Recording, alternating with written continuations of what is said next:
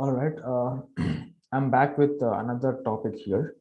So previously we discussed how to featureize one hot encoding, spatial-based features, arithmetical operations on spatial coordinates. So all these things we discussed. In this video, we'll be discussing how we can featureize address column. All right, so how can we convert a text into vector? So there are two ways in scikit-learn. But if you want to do some advanced techniques, then we have word2vec and other methods. But as of now, I'll be focusing on bag of words, BOW, bag of words, and TF-IDF. So these are the two techniques that we can use to convert a text into a vector.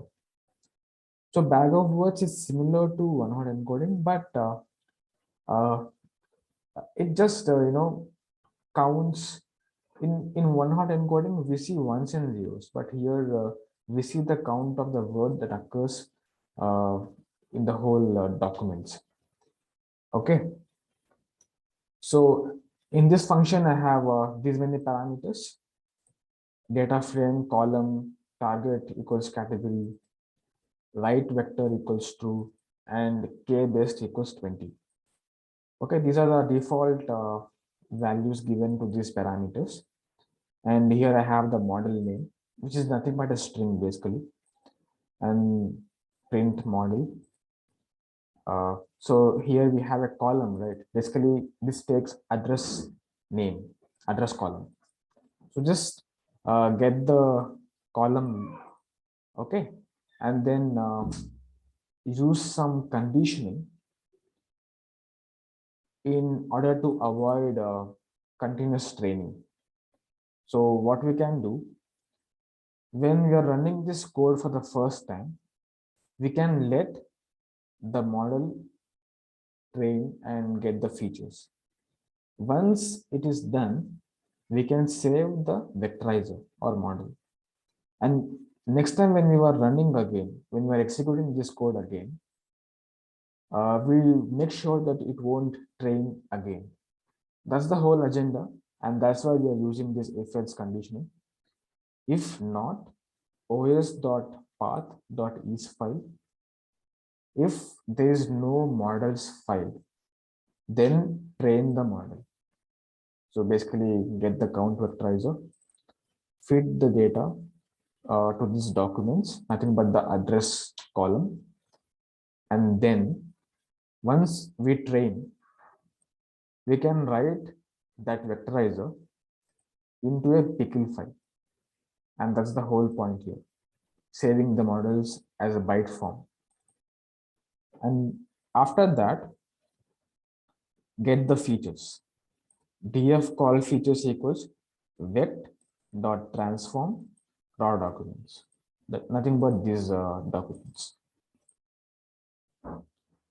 Whenever we are training, we use fit. Whenever we want to get the features, we use transform. That's the difference. This code is executed when we are executing this function for the first time.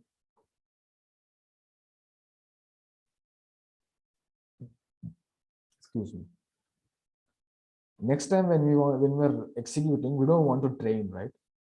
And we have already saved the model in the pickle file, so we can directly load the object pickle.load and transform the documents.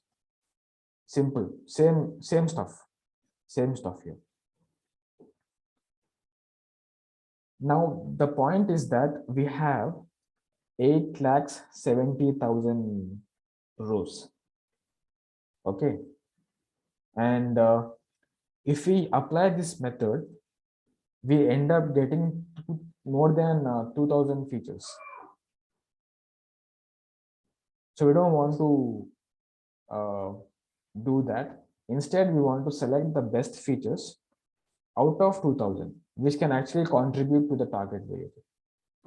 and that's why I'm using this k-based parameter. So by default, I'm taking 20 uh, 20 features, 20 best features. If k best, if the value is true, fs equals select k best. This is again a class in scikit-learn. So I just imported previously. Fs equals select k best, k equals k best, fit the documents, fit the features and the target, features and targets. So once it gets fit, we can transform. So it will learn from those 2000 features, it will learn the best features which actually contribute to this target variable. And then it extracts the top 20 features during this method execution. And that's what I'm saving in this final variable features, df call features. Once we have this, we can again convert it into data frame and save it accordingly. That's the whole point in this. Train address bag of words equals create bag of words vectorizer, df equals train sfdf, column equals address.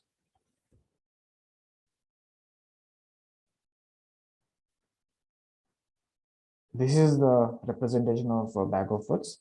Moving ahead with tf-idf, this is another approach to convert text data into vector. Same concept, but different approach. Only difference here is this class name.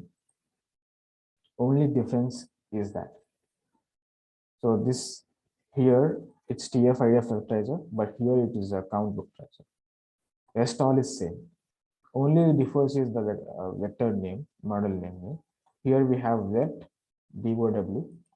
Here we have vect tf-idf name.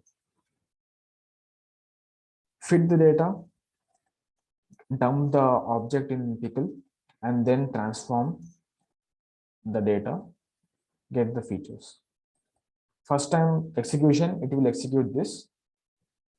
And the next time it just loads the pickle file and executes, gets the features. Even here, we end up getting 2000 features.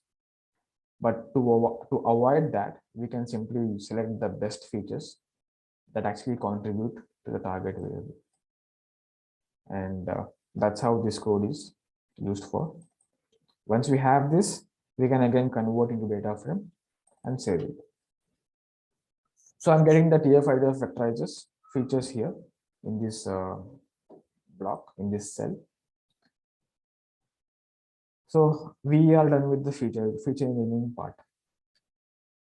We did one-hot encoding. We did distance features. We implemented arithmetical operations on coordinate values.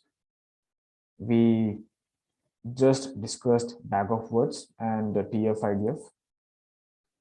So we can combine all this. We can combine all this data and do some dimensionality reduction techniques with which we can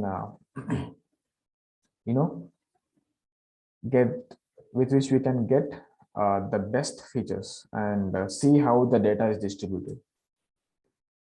Okay, so here I'm just combining, and in the next part we will see how we can apply t-SNE and see the spread of the data. All right, I hope you are following with me. Cool. So let me stop the video now.